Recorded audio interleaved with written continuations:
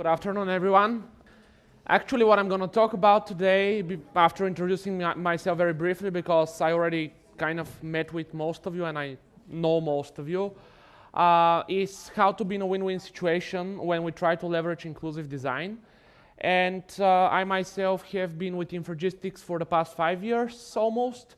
I work there as a senior UX architect, and I'm mainly focused on 2 products, which actually recently converged into more or less one kind of a systematic approach for letting others build design systems. So that's also kind of my story and the reason for all my questions to the previous talk. But today I'm going to talk about inclusive design, and if I move to the next slide, probably some of you grasped the idea right away. Probably for some it took a while. Maybe some still wonder what I'm trying to say. And my idea is actually that for me personally, one for all and all for one is kind of a noble topic, and it's also the motto or the slogan of the Three Musketeers. I mean, it's often the case in design as well. We try to create some metaphors, we try to create some models for our users to understand what we're trying to help them achieve. And sometimes they work, sometimes they don't work so well. But it's this kind of a noble purpose of the UX designer to actually try and include people in his solution so that it works for as many as possible. So the topic of inclusion is a really interesting one because we're gonna jump into some kind of definitions of what inclusive design is all about, but the way I see people behaving these days is that we're probably schooled from a very young age to be more like divide and conquer type of people, or to try to achieve certain things, whether it's school, sports, or whatever we do with our lives. And then later in life, we learn this concept of teamwork, of actually collaborating with others. And in my own opinion, that makes inclusive design difficult not to understand and to grasp, because we're going to dive in a framework later that puts it very easily as something that could be executed as a process, but rather as a challenge for us to change our mindset towards including others. And I would just mention a quick example. My nephew, who is this month turning 8, he's in first grade this year. So when we ask him questions about how they, for example, play in school, it's always that they play like the boys do one thing and the girls do the other. And if you ask them if they kind of let girls play, for example, soccer with them, like, girls, they don't know nothing, they're blah, and like all those kind of clear borders that actually, rather than including kids as infants that want to play and have fun, there's always this kind of separation. And moreover, there's another interesting case in their class, that in class of maybe 20 pupils, there are 2 kids with special needs. And whenever any of the kids talks about something in class, they mention like, there's that kid with the problem or that kid with the special need, and maybe then later on they mention their name. So I was really thinking a lot when I was preparing this topic, because I spoke with Mitko. We agreed that it's a great idea to talk about inclusive design, but then I really understood, the more I prepared for today, is that it's more about the way we think, the way we react, what our mindset is towards these kind of things that we know we shouldn't react in a certain way, but we still react the way we do. So I was really thinking, what are the first ideas and how easy are we to kind of step over our own limitations in a way? So for me, inclusion design is not about people who have one severe problem or another. And probably the first time I realized how people could actually change their mindset towards people who are different was a couple of years ago. I was traveling in the subway in India, which is definitely, maybe for most of us, we live by this kind of prejudiced mind that it's not the most developed country. But nevertheless, the subway in India had specially reserved seats for the differently abled people, which was a very nice way of saying what we, like advanced Europeans, still fail to convey and call them like disabled places or use some sort of labels. So for me, this kind of a mind shift was very revealing, and I actually understood and really thought about it, because when we think about people who maybe have problem seeing, walking, or distinguishing colors, those are people who often have strengths that are different than the majority of others. We all know that people who cannot see are much more sensitive to audio and tactile feelings or smells or other things. So those are things that should not be underestimated. But when we talk about inclusive design, I would rather say that we should look at strengths and weaknesses as things that are out of the standard, and we have to design for both ends of the pendulum. So when we talk about disabled, I don't really like the word because it's kind of giving this bad feeling. And for me, when we talk about people with disabilities, it's not about kind of trying to put them out of the standard in a way, even though they are different. But for me, our approach for people who struggle with something, whether it's for a physical limitation or for cognitive or maybe for some other kind of problem, is that we actually have to bring people together and create this win-win environment where we as designers are careful and considerate about the needs of different groups of people, and they can actually benefit from the product that we're building because they're kind of being taken care of, and their needs, whether they're special or not, are actually being considered in the process of design. So how do we actually achieve this win-win situation when we design things? I'm gonna touch a bit on a research that's this year. It's like 18-year-old research, so it's here in Bulgaria it's of legal age to consider something serious. It's a research done by Microsoft, and it was a research which was exactly promoted by this kind of ideas and feelings that I shared with you in the previous few slides, because the way Microsoft saw a problem 18 years ago was that we either design something for the disabled or for the abled, and we draw this line very strictly. Like, we don't try to understand whether people fall in different groups, but we actually pretty much split them in two. And they commissioned Forrester, which is a very large research agency, to perform a research on the type of difficulties that people have. And out of that research, that's probably kind of the schematic that wraps up the whole discovery phase, is that they discovered that there are different actually groups of people with different difficulties. People who have very severe difficulties and people who may have no difficulties whatsoever at the bottom of the pyramid. But how I actually like to see this from a designer perspective is upside down, because for me, rather than a pyramid, I would like to have it as some sort of a mountain. And actually our role as designers is to guide people as they move on that mountain, because people are always in motion, they always move. So if we're aware for the difficulties that people have, and we actually do inclusive design and maybe follow a framework like the one that I'm gonna share in a while, we're actually gonna be able to help people move up the mountain. Because if we don't help them do so, they may be making circles and stay in the same place, or God forbid they even go down for some reason and have more and more difficulties. And probably that would be part of the case with our maybe parents and grandparents in technology. Some of them are actually catching on new things and they're able to have some difficulties, but nevertheless figure their way out with technology, while others just reject it and slowly have more and more severe difficulties as technology advances, because it becomes more and more complex. So Our role as designers is actually to understand where people are and help them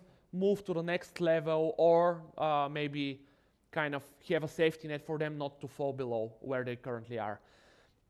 And inclusive design does exactly that thing. The other funny, or not funny, but actually interesting thing for me was that when we see people as, in the traditional way, people who succeed and people who fail at certain tasks, if we look at a usability study, for example, we usually kind of draw the line here, and we have people who have either no or minimal difficulties. They are usually successful most of the time, but that contributes just to over a third of the overall population. This research was commissioned with a very large population, so it's kind of representative for all humankind in a way, while just below 2/3 of the population actually turn out to be having mild or severe difficulties and actually struggle, let's say, a good amount of time, whatever they do in life. This is not related to digital technology, it's not related to web or mobile or apps or anything, it's related to the difficulties that people have. So it's very obvious that if we were focusing on people who succeeded on tasks and tried to optimize it for them, our experiences, of course, we probably, with usability studies or whatever we were doing as part of our UX processes, we were touching not more than half of the people out there. And inclusive design is for more than that, apparently.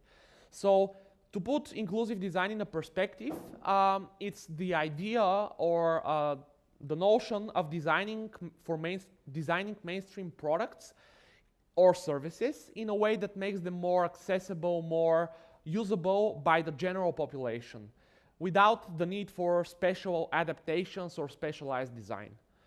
And yes, there are those groups which are in need of special attention. So since this is a British Standards Institute, I will mention a very famous scientist who passed away just over a year ago, who was also British, Stephen Hawking, who had very specific medical condition, and he needed very specialized design for his means of communication, for his lifestyle even. So we're gonna touch on that, but specialized needs and specialists are just a tiny fraction of the people with severe difficulties. And if we still kind of take that number out, we're still probably have been focusing most of our life as designers. I say we because I realize I've been, and I still am, part of this group here that usually focuses on just around maybe 50% of the kind of potential we can reach with inclusive design. So a typical specialist product could be this F1 Bullet, for example, which has a lot of, let's say, constraints. Like, for example, the driver cannot get in or out of the car without removing the steering wheel, which is definitely not the case with a general purpose automobile that we would use day to day. So how could such a thing be inclusive by design? Talking about the Tesla, for example, it's probably one of the most modern type of vehicles, and rather than a vehicle, in my own opinion, it's a computer on wheels rather than a smart car. But nevertheless, for this case, we may say, yeah, but the Tesla has this huge touchscreen, so how are you kind of perceived interacting with the infotainment or with whatever is there to control as you're driving and your eyes need to be on the road? Well, that is the case indeed, but nevertheless, Tesla is one of the main kind of drivers for autonomous vehicles, and in a few years' time, the driver would not need to face the road even, so he would be able to actually use that maybe even with a software update. So if we look at a few examples for inclusive design before diving in the framework, you will probably be surprised by the first one because the price tag of this vehicle by itself does not make it inclusive or accessible. Who recognizes not the car brand? It's obvious, but the model. Anyone? Enzo, yes. So that's the most expensive Ferrari. And you may wonder how is such a, I don't know, engineering ingenious thing inclusive for its users. Well, actually, when I think it was around 10 years ago when Ferrari released the Enzo, or maybe a little more, when they were designing this particular model, they realized that based on their sales volumes for the past so and so many years, the average age of a Ferrari buyer was approaching 50. And they figured out that for a 50-year-old person, it would be kind of hard to get in a sports car. So here, of course, the door is closed, but if we were to open the Ferrari Enzo car, we would see a very large cutout area at the bottom and at the top of the chassis, which actually makes it very easy to get in or out of the car, even if you have problems with the knees or because of age, whatever kind of problems you may have. So that's kind of funny, but something doesn't have to be insanely expensive to be inclusive by design. And this is the first generation of the Ford Focus. I actually drove one of these 8 years ago, I believe it was. And at the very right corner, bottom right corner, is the inclusive design in this car, which actually was done very carefully to help people distinguish between the three vent or airflow knobs that control the microclimate in the automobile, making the center one much larger than the other two, so that it's very easily accessible for drivers to change the conditioning or to change the airflow while they're driving and keeping their eyes on the road. So these are two very kind of basic examples of inclusive design, but they're actually making things easier. And if we think about it, that's actually kind of putting the principles of good design and ergonomy into play as well. So, sorry for this, I had to quote myself, but the user experience design process, in my opinion, equips us well enough for inclusive design anyways. And I'm saying this because I'm going to share a framework and I'm going to put it in perspective into our own process of user experience designers, just to prove to each one of us that it's not something different than what we're already doing. The main difference is the mindset we have when we do things, because for me, inclusive design is only about this kind of shift of mindset, shift of focus, shift of our own kind of internal thinking. So yes, design is a process. Inclusive design also follows certain rules. There are certain processes, but as long as we kind of stick to the user experience process itself, we should be well equipped for being inclusive designers. And this is the framework. It has 6 kind of cornerstones, and the first one is the points of exclusion, which we have to be aware of. Those are the moments in time when we understand that a certain person or group of people is being excluded from the solution. They either give it up because they have some struggle, or the solution itself kind of, closes its door on them.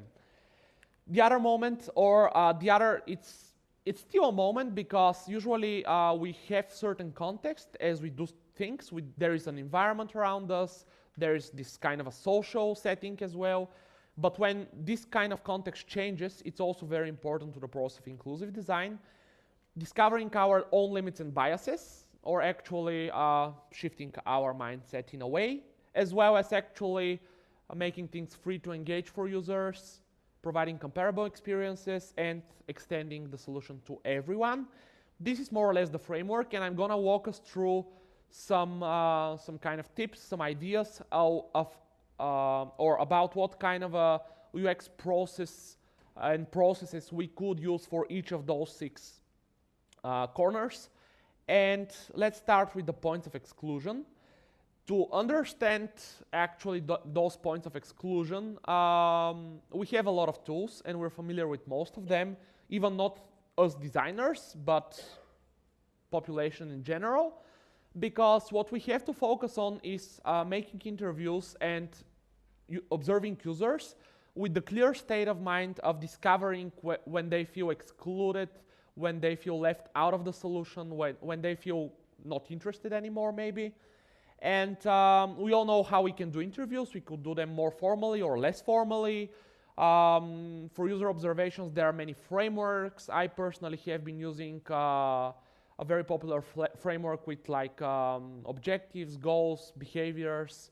So there are many tools for doing either of these two, but actually being focused on the moment in time when people getting excluded and leading this kind of a discussion, this observation, this dialogue for that moment in time helps us understand when it occurs, under what conditions, under what environment, what's the context of the user.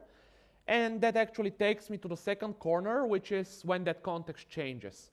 And we have a very kind of a, in my opinion, obvious tool for understanding context, and that's actually creating storyboards. Because storyboards, by design, they are done in order to understand the context.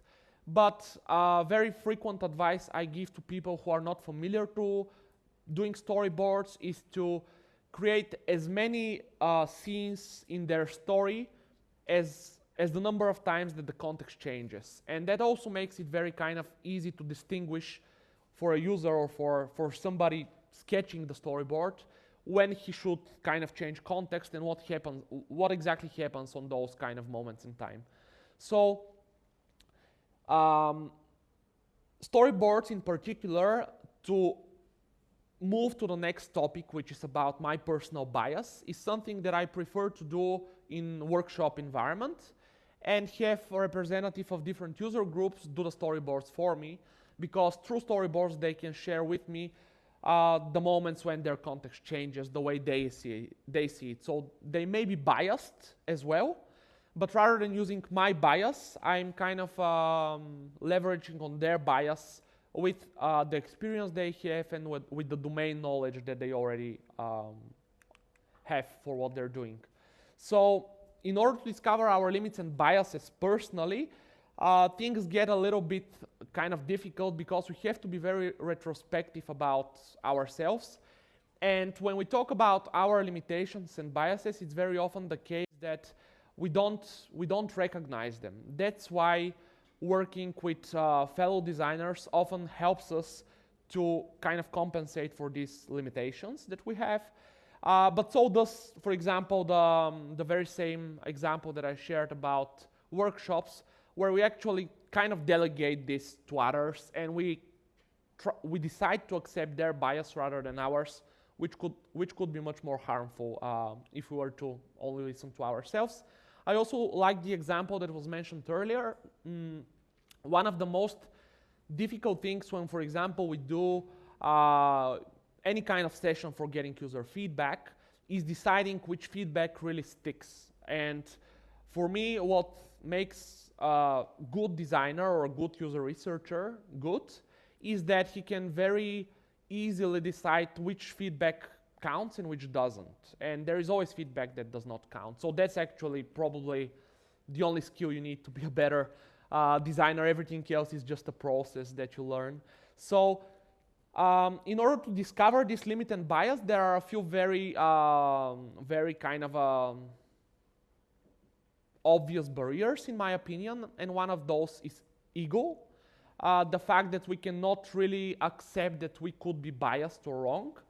And the other one is probably more of a problem with personal growth, development, and being able to listen to others without making judgments. But that's also something that I guess those of us who have been doing interviews or speaking with users for 3-4 more years are already kind of getting used to. So to jump to the next corner, here are the workshops. I don't know, has anyone heard of or done participatory design before? Very few people. It's something that's not so popular. I don't know the reason for that, honestly, but probably because it's usually more applicable to rather like sort of a startup environment where you could actually have a representative of your users to be part of your team actually and be involved in every product decision. But that's the idea of it. We have the user as part of our process, as part of our design team. So freedom of engagement is another interesting thing, and I know that usually business wants to, and even inclusive design by definition, it wants to have everyone on the same boat, but that's not gonna work as long as people don't want to be there in the first place. So freedom of engagement gives them this freedom to decide whether they wanna be part of a solution, whether they wanna interact with it or not, or even the freedom to choose when to hop on and off to what we're kind of building as a product. So giving this freedom to users is usually difficult for us, and the way I kind of try to understand this in the notion of inclusive design is to rather design for multi-channel experiences, which is not just designing for all kind of devices, but also designing for all kind of social environments, designing for different types of feedback. We all know that I think it was 80% that was accounted for the visual perception and around 10 or 15 for the audio. But nevertheless, I have personally had stories of not buying a certain pair of jeans just because they smell of so much chemical that I imagine how itchy I would be once I wear them. So all kind of perceptions are important, and designing for such multi-channel experiences is key when we talk about inclusive design. And the final two corners are more about maybe retrospection rather than about doing something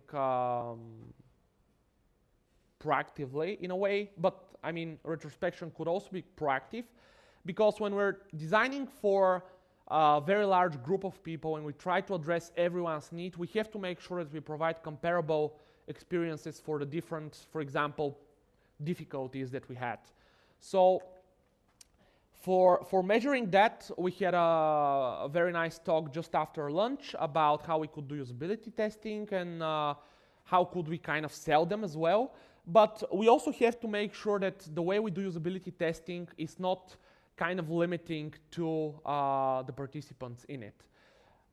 There are different ways to gather feedback, and when I collect feedback, I always combine qualitative and quantitative methods for collecting feedback, because when they kind of interplay, that's when we get the most out of an experiment.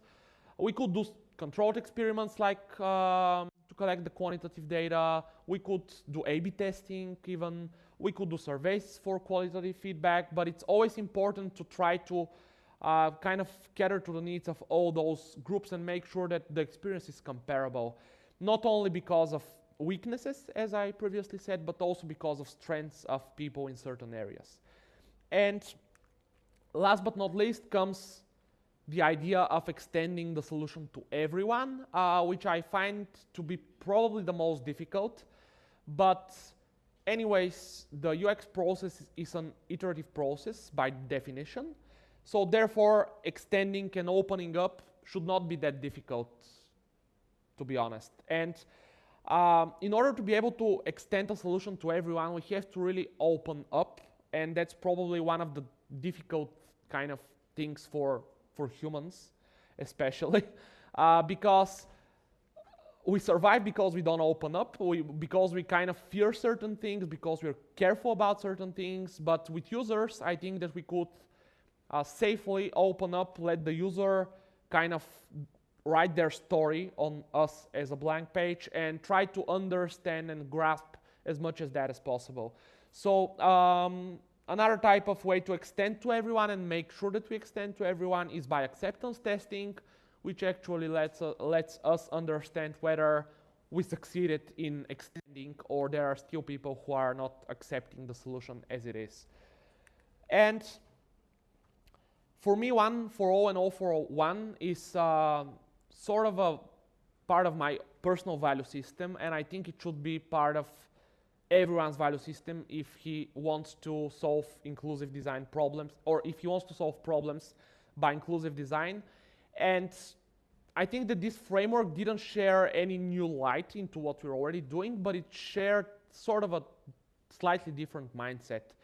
And I think that from now on, it's pretty much our own kind of commitment and decision to change the way we perceive things, to change the mindset a bit, and to be more inclusive in the decisions we make day to day.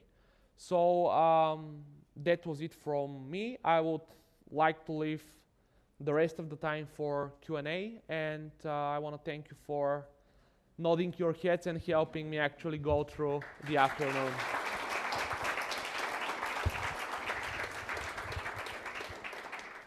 When you talked about the excluded groups and the one that we are focused on as included groups in our design, is it a future step or phase when you have a successful inclusive design, you start to expand it and involve the excluded group in it? Or when we exclude a group from our users or target, it's excluded forever? So I would not exactly answer the question. It will be around it because we're not the ones who, like, our decisions exclude people, but exclusion is a decision that a person makes. And our role as designers is to understand when, why that decision is kind of made, for what purpose, so that we can our role is to include the people, not to exclude them. And that's what we're all trying to do with best practices, with design guidelines, and with design systems even. But there's always the case that people, for some reason, feel excluded, and we have to, it's our kind of a responsibility as a designer to understand why that happens, under what context, what causes that to happen, and what's the effect of that occasion. And it could happen in any point in time. There could be a working solution that works very well for certain audience, but it doesn't work for people that should be using it. And that's very often the case with bad UX even. So our goal is to actually understand what causes that, follow maybe similar or this type of a framework, and with the clarity of mind, what involves and what keeps people engaged and involved who are already in the group, and what was the decision that caused others to leave. Then we can work on a solution that actually is more inclusive for everyone.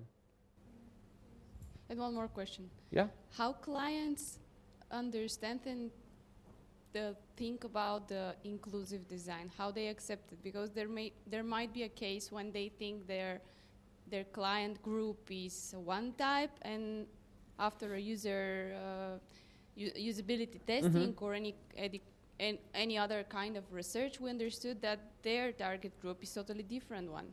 And here comes the inclusive design grouping. So generally clients welcome inclusive design because, as I said, they're already doing design.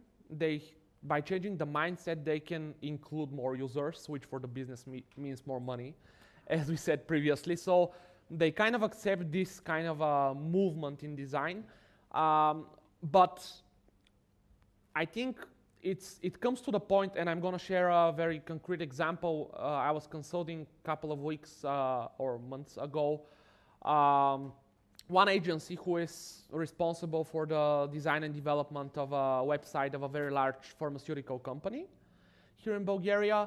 And they were, so from the moment I saw them, I knew that they were living with a lot of bias, just by the definition and the kind of a project scope that I got. So I actually asked for access to tap in their Google Analytics. And for that particular case, it turned out that they were focusing, I wouldn't say 99% of the time, but that's probably exactly the case, on designing responsive desktop web, not even responsive whatsoever. And even though that they're an advertising agency and they also are responsible for all the kind of promotion banners and everything, they were surprised to see that 98% of their traffic was coming from mobile. So when you have the data, it's very hard to not agree with it.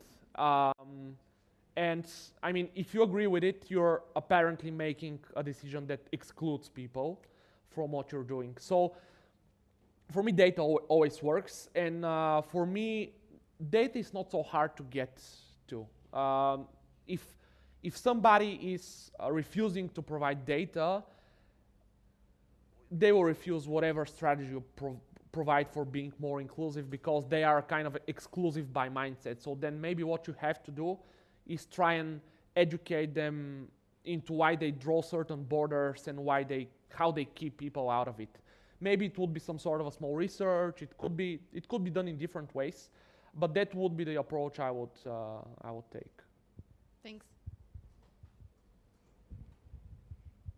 First of all, thank you for your presentation. And then my question is, how you are going to argument in front of the stakeholders that we need to add extra effort and extra time and extra budget for adding more designs for those kind of things?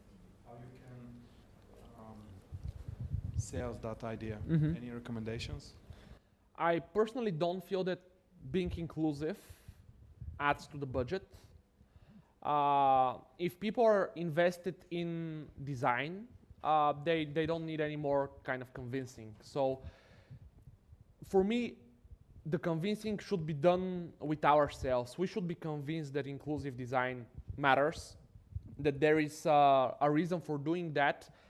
And as I said, by shifting our mindset when we do a workshop or when we do a certain kind of a interview session or usability test with people, we could collect that data anyway. So I don't personally feel that inclusive design means more budget, more time, or more anything. It means more focus into trying to understand when those events, moments, and occasions happen.